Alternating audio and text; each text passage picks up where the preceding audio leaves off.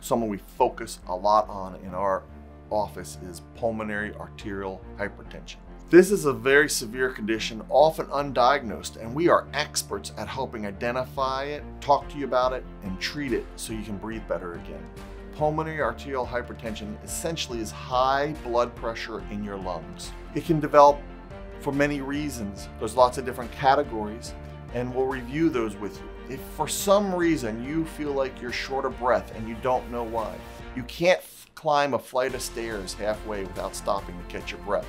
You can't push a grocery cart down an aisle.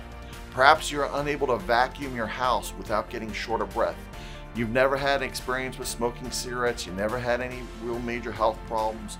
You just don't know why you are short of breath. That's when you need to come see us, the lung docs, Pulmonary and Critical Care Consultants in Chattanooga. We're here to focus on you to help you breathe better again, identify one of the causes of why you may be short of breath as pulmonary arterial hypertension. So when we're talking about pulmonary arterial hypertension, we really want to focus on a few things. One is, are you short of breath, obviously?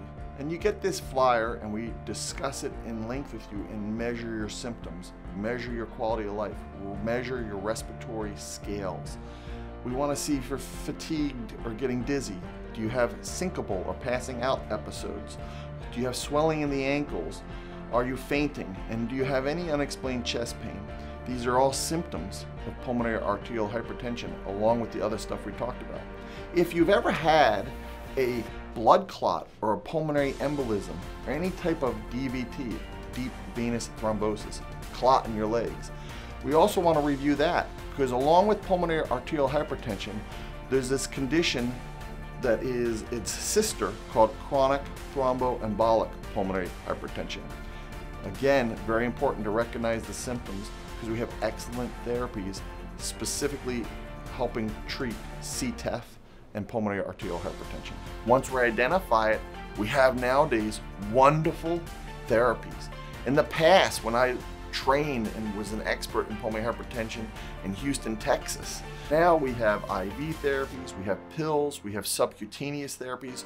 Those therapies include targeting certain pathways or receptors on the cells in your lungs that help dilate the arteries so that you don't have that high blood pressure in your lungs. There's three main categories of these drugs, which we'll talk about: IV, pill, and then the inhaled or subcutaneous routes.